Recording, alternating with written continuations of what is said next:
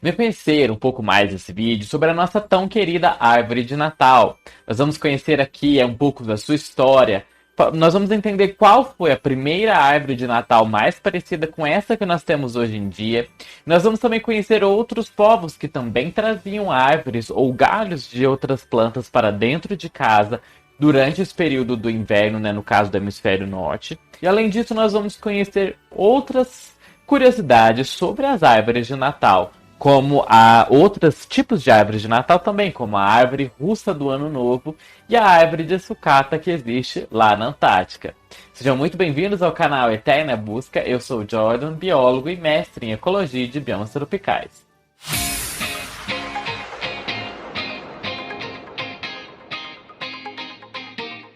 Muito antes do advento do cristianismo, plantas e árvores que permaneciam verdes o ano inteiro tinham um significado especial para as pessoas do hemisfério norte. Assim como as pessoas hoje decoram suas casas durante épocas festivas com os pinheiros, né? Durante essas épocas do Natal, né? Com abetos, os povos antigos penduravam galhos dessas plantas chamadas de sempre verdes ou de evergreen na porta das suas casas e nas suas janelas. Em muitos países acreditava-se que essas plantas, né, chamadas de evergreen, sempre verdes, manteriam longe as bruxas, fantasmas, espíritos malignos e doenças. Temos sempre que lembrar que o clima causa um grande impacto na percepção das pessoas, relacionada particularmente com o ambiente na qual elas vivem. Nos países onde existe uma diferença muito marcante entre cada estação do ano, onde o inverno, as plantas, a grande maioria das plantas, né, está hibernando ou perdem todas as suas folhas e tem esse período, né, de neve, de frio, de um ambiente muito mais escuro, dias mais curtos. Essas plantas que permanecem verdes, elas causam um impacto simbólico muito grande. E vamos agora entender, então, qual é algumas das possíveis origens da árvore de Natal. No hemisfério norte, o dia mais curto e a noite mais longa do ano cai no dia 21 de dezembro ou 22 de dezembro e é chamado de solstício de inverno. Muitos povos antigos acreditavam que o sol era um deus e que o inverno vinha todos os anos porque o deus Sol tinha ficado doente ou fraco. Eles celebravam o solstício porque significava que finalmente o deus Sol começaria a ficar bem. Os galhos dessas plantas, sempre verdes, né, das evergreen, lembravam-lhes de todas as plantas verdes que cresceriam novamente quando o Deus Sol fosse forte e o verão voltasse. Os antigos egípcios adoravam o Deus Ra, que tinha a cabeça de um falcão e usava o sol como um disco em chamas em sua coroa. No solstício, quando Ra começava a se recuperar da sua doença, os egípcios enchiam suas casas com folhas de palmeiras verdes, o que simbolizava o triunfo da vida sobre a morte. Os primeiros romanos marcaram o solstício com uma festa chamada Saturnália, em homenagem ao deus Saturno, o deus da agricultura e também do tempo. Os romanos sabiam que o solstício significava que logo fazendas e pomares seriam verdes e frutíferos novamente. Para marcar a ocasião, eles decoravam suas casas e templos com ramos das evergreen. Na Europa, os misteriosos druidas, sacerdotes druidas, os sacerdotes do antigo povo celta, também decoravam seus templos com ramos dessas evergreens como um símbolo da vida eterna. Outros povos, como os vikings na Escandinávia, pensava-se que eles acreditavam que os evergreen eram as plantas dedicadas ao deus Sol, Balder. Lembrando que sobre os vikings nós já temos um vídeo muito legal falando deles e a sua relação com uma outra planta. Que se você ficou interessado em saber sobre aquele estado de berserk, que é o estado de fúria dos vikings, e como que isso pode estar associado a uma planta, o meimendro, eu vou deixar indicado esse vídeo aqui, ficou bem legal. E agora vamos entrar nessa questão da quando é que surgiu a nossa típica e padrão árvore de Natal, essas que nós vemos tão comum sendo vendidas aqui no Brasil, no caso mais as de plásticos, né? Nós vamos falar sobre a lenda do abeto, que é a principal árvore de Natal, que é o tipo de árvore dado a essa árvorezinha aí mais comum dessas de plásticos que vendem por aqui no Brasil. A lenda mais antiga da origem de um abeto se tornando um símbolo cristão remonta ao ano de 723. E ela envolve São Bonifácio, enquanto o santo estava evangelizando a região da Alemanha. Disse que em uma reunião pagã em Geismar, onde um grupo de pessoas dançava sob um carvalho decorado, e elas estariam prestes a realizar um sacrifício em nome do deus Thor, o São Bonifácio pegou um machado, clamou pelo nome de Jesus Cristo e derrubou essa árvore. Em um golpe, ele conseguiu derrubar o carvalho inteiro para espanto da multidão. Atrás da árvore caída havia um abeto jovem. Bonifácio, olhando para aquela árvore, então teria dito: que esta árvore seja o símbolo do verdadeiro Deus. Suas folhas são sempre verdes e não morrerão. As agulhas, né? Lembra que nós já falamos aqui no canal sobre essa questão das adaptações para superar o frio e da importância dessas agulhas, né? Essas acículas que as plantas de regiões frias têm, que como é o caso do abeto. Então, confere esse vídeo aqui e é isso que nós estamos comentando aqui. As agulhas dos abetos apontariam para o céu, segundo São Bonifácio, e ela foi moldada triangularmente para representar a Santíssima Trindade. Os povos antigos do norte da Europa adoravam árvores de todos os tipos, desde a nórdica Yggdrasil, a árvore do mundo, até árvores mais específicas como esta do carvalho de Thor, que foi derrubada por São Bonifácio, que era considerada sagrada pelos povos germânicos pré-cristãos, do que hoje é a região de Hesse, na Alemanha, até que os seus bosques sagrados foram derrubados pelos missionários cristãos. Os primeiros cristãos na Europa destruíram as árvores sagradas e bosques sistematicamente, mas houveram alguns entre esses cristãos que defendiam uma abordagem diferente. Santo Agostinho escreveu: não mate os pagãos, apenas converta-os, não cortem as suas árvores santas, consagre-as a Jesus Cristo. E aí, em todo esse contexto, tem alguma coisa bem peculiar também sobre as árvores, que é os 12 dias de Natal, que talvez aqui no Brasil isso não seja tão comum, mas lá fora é bastante comum. Os 12 dias de Natal é o período na teologia cristã que marca desde o período entre o nascimento de Cristo e a vinda dos magos, dos três sábios. Então começa no dia 25 de dezembro, que é o dia de Natal, e vai até o dia 6 de janeiro, ou a chamada Epifania, às vezes também chamada de o Dia dos Três Reis Magos. Esses 12 dias de Natal já foram considerados uma época muito perigosa. Essa seria a época em que Odin e os seus caçadores cavalgavam pelo céu, escondidos atrás das nuvens de tempestades de inverno. Odin, o deus germânico da sabedoria, da morte, do frenesi, entre outras coisas, é um dos colaboradores míticos cristãos e pagãos para a figura do nosso Papai Noel. Essa caçada selvagem de Odin ele o faz junto com uma multidão de elfos que o seguem.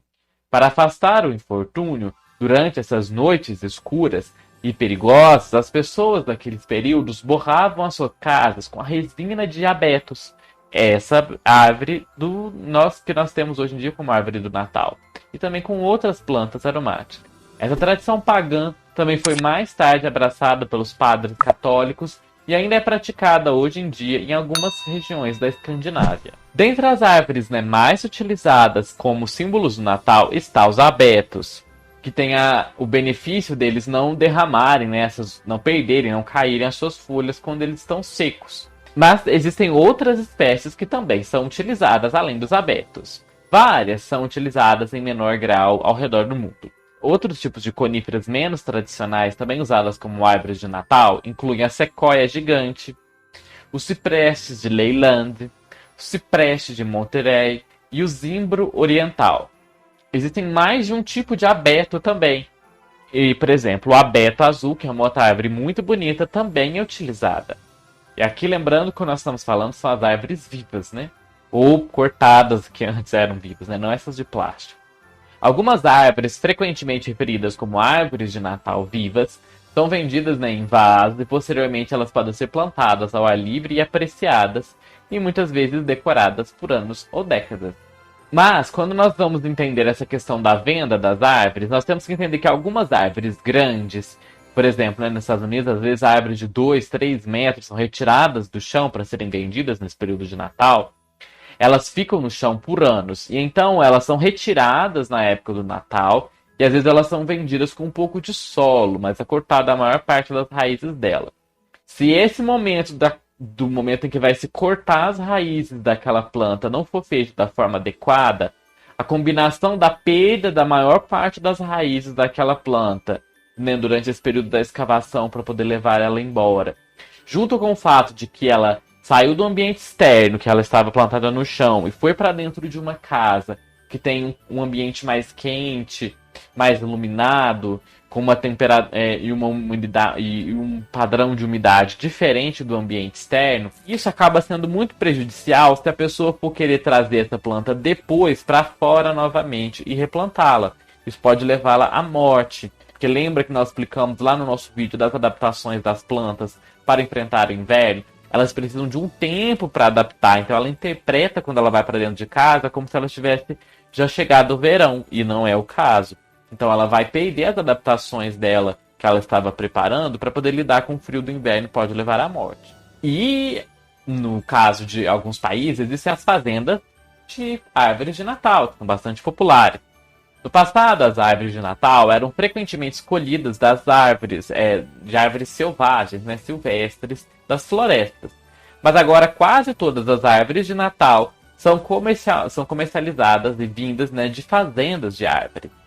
Quase todas as árvores de Natal nos Estados Unidos, por exemplo, são cultivadas nessas fazendas de árvores de Natal, onde elas são cortadas após cerca de 10 anos de crescimento, e aí depois disso novas árvores são plantadas. O ciclo de vida de uma árvore de Natal, desde quando ela é uma semente até ela chegar a uma árvore de 2 metros de altura, depende da espécie e do tipo de tratamento que ela vai receber, dos locais, do solo e tudo mais. Mas geralmente isso vai demandar entre 8 a 12 anos. Primeiro a semente ela é extraída dos cones, que é essa estruturinha que está aparecendo na tela, que são colhidos de árvores mais velhas. Então essas sementes são geralmente cultivadas nos berçários até elas germinarem. Depois que elas têm um certo porte, elas são vendidas para as fazendas de árvores de Natal, com uma idade entre 2 a 4 anos. E aí vamos entrar agora então na primeira árvore de Natal. A Alemanha é acreditado como sendo lá o início da tradição das árvores de Natal, como nós conhecemos agora. E isso teria começado no século XVI, quando os cristãos devotos trouxeram as árvores decoradas para dentro das suas casas. Alguns construíram pirâmides de Natal de madeira e as decoravam, e decoravam com os galhos das chamadas evergreen, né, das plantas sempre verdes. E também colocavam velas junto desse arranjo. Existe uma crença amplamente difundida de que foi Martim Lutero, o reformador protestante do século XVI, quem primeiro teria adicionado velas acesas a uma árvore de Natal. Caminhando, né, quando Martim Lutero estava caminhando em direção à sua casa, numa noite de inverno na qual ele estava compondo um sermão, ele ficou admirado pelo brilho das estrelas em meio às evergreen, né, em meio às plantas sempre verdes. E para recapturar essas belas cenas junto à sua família, ele ergueu uma árvore dessas no salão principal da sua casa e colocou velas acesas na árvore. A árvore moderna de Natal, ela teria originado no oeste da Alemanha. O principal adereço, e essas árvores seriam o principal adereço de uma peça medieval popular sobre Adão e Eva, que era chamada árvore paradisíaca. Uma árvore de abeto que era colocado nela maçãs que representavam o fruto proibido do jardim do Éden. Depois, as maçãs foram substituídas por objetos redondos, com bolas vermelhas brilhantes. Daí, provavelmente, vem esse nosso costume de colocar essas bolinhas vermelhas penduradas nas árvores. E às vezes até alguns enfeites colocam maçãs realmente. Os alemães montavam uma árvore paradisíaca em suas casas no dia 24 de dezembro, o dia da festa religiosa de Adão e Eva. Lembrando que nós já falamos sobre essa questão do fruto, que não seria, na verdade, uma maçã que supostamente seria lá o que Eva pegou da árvore paradisíaca, né? Nós falamos no nosso vídeo anterior, que estará linkado aqui, que muito provavelmente essa planta, na verdade, seria um figo. E aí eu dou mais detalhes do porquê que seria um figo lá nesse vídeo aqui, que vocês vão conferir, que ficou bem legal se você ainda não assistiu. E além das maçãs, eles também se penduravam nas árvores várias coisas. Como, por exemplo, os wafers, o biscoito, né? Esse wafer simbolizava o hospedeiro eucarístico, o sinal cristão da redenção. Em uma tradição posterior, os wafers foram substituídos por biscoitos de diversas formas. E aí, inclusive, ficou aquele famoso biscoitinho que nós vemos presente, né, até hoje em dia nas árvores, com o formato de um bonequinho. Existem também as velas nas árvores, que são símbolos de Cristo como a luz do mundo, que estavam sempre presentes, estão aí, né, até hoje em dia. Na mesma sala dessa árvore paradisíaca estava a pirâmide de Natal, que era uma construção triangular de madeira que tinha essas prateleiras para guardar as estatuetas de Natal. E essas pirâmides de Natal, elas eram decoradas, como nós dissemos já, com os galhos das evergreens, também velas e uma estrela, que geralmente ficava no topo. No século XVI, a pirâmide de Natal e a árvore do paraíso se fundiram e acabou dando início à árvore de Natal que nós temos hoje em dia. E nós podemos pensar na rainha da árvore do Natal. Em 1846, a popular rainha Vitória e o seu príncipe alemão Albert, eles foram esboçados no Illustrated London News em pé, com seus filhos, em torno de uma árvore de Natal. Essa figura é muito bonita. Vitória era muito popular com seus súditos e ela também influenciava a Europa, a corte europeia como um todo. E esse feito, que ela foi a primeira da realeza a ser posada e mostrar essa tradição relacionada com as árvores de Natal, deu-se início a um uso grande dessa árvore nas casas das pessoas nobres e depois também nas pessoas comuns. Foi primeiro pela Inglaterra e depois por toda a Europa. Existem algumas árvores bastante curiosas, e uma delas é as árvores da Geórgia. Os georgianos têm a sua própria árvore de Natal tradicional, chamada Titilak, feita de ramos secos de avelã ou nozes que são moldados para formar uma pequena árvore, né, nesse formato de conífera. E esses ornamentos de cor pálida, eles diferem em alturas, podendo ser de 20 centímetros a até 3 metros. Eu achei eles muito peculiar, que parecem vários, assim, fantasminhas. Ou aquele bichinho lá da família Addams, né? Vejo se vocês não acham que parece. Mas ela é muito interessante e muito bonita também. Os georgianos acreditam que a Titilak se assemelha à famosa barba de São Basílio, o Grande, porque a Igreja Ortodoxa Oriental comemora o dia de São Basílio no dia 1º de janeiro. Eu achei que nessa pintura, olha, realmente parece na barba dele, ó, branquinha. Outra característica peculiar de árvores de Natal são as árvores de Natal russas. Durante o período do ateísmo estatal da União Soviética, a árvore de Natal, juntamente com toda a celebração do feriado cristão, foi banida naquele país, após a Revolução de Outubro. Mas então, o governo introduziu o abeto do Ano Novo, em 1935, para o feriado de Ano Novo. Tornou-se então o ícone totalmente secular do feriado de Ano Novo. Por exemplo, a estrela coroada, né, que geralmente é tradicional, representando a questão de Cristo, não era mais considerada um símbolo de Belém, mas ela era considerada, né, como uma estrela vermelha, símbolo do regime. Outra peculiaridade, foram produzidas decorações bem diferentes daquelas que nós associamos comumente a decorações natalinas. Foram produzidas estatuetas de aviões, bicicletas, foguetes espaciais, cosmonautas, personagens de contos de fadas russos. Essa tradição russa persistiu até a queda da URSS, com o feriado do Ano Novo, acabou, mesmo depois da queda, superando o de Natal. E o feriado do Ano Novo acaba sendo no 7 de janeiro. Para a grande maioria do povo russo, ela é muito mais importante do que o dia do Ano Novo, do que o dia do Natal. E aí são decorações bem bonitinhas. Eu vi essa daqui, da árvore de planetas e tudo bem bonita, ó. E outra árvore bem interessante é a árvore de Natal da Antártida. Até a Antártida teve a sua parte das tradições das árvores de Natal. Embora não haja árvores para serem encontradas no Polo Sul, em 1946, membros da tripulação a bordo de uma expedição da Marinha dos Estados Unidos à Antártida celebraram o Natal no mar, amarrando uma árvore de abeto que veio do Canadá ao seu mastro. Mais de meio século depois dessa data, os pesquisadores da estação do Polo Sul, a Amundsen Scott, criaram uma árvore de Natal de sucata completa com os ornamentos personalizados, todos a partir de sucata. E ficou bem bonitinha, né? Olha só. Tudo branquinho e tá ali ela entre as bandeiras lá na região da Antártida. Hoje as árvores de Natal, elas vêm de todas as formas, tamanhos diferentes, desde o abeto tradicional até essa que é muito mais comum aqui no Brasil, que são essas artificiais, ou então outras espécies que são comuns aqui no Brasil, que a gente vê vendendo em vasos nos mercados. A tradição de decorar uma árvore é abraçada por milhões de pessoas em todo o mundo de diferentes crenças e culturas. E embora ainda seja um símbolo do cristianismo para alguns, para outros ela é simplesmente parte das celebrações de dezembro. E aí, vocês gostaram de saber mais sobre a árvore de Natal? Se vocês gostaram, já comente aqui e também me marca lá no Twitter sobre deixando as fotos lá das suas árvores de Natal, que eu gostaria muito de ver a sua decoração natalina, que com certeza vai ser muito bonita, né?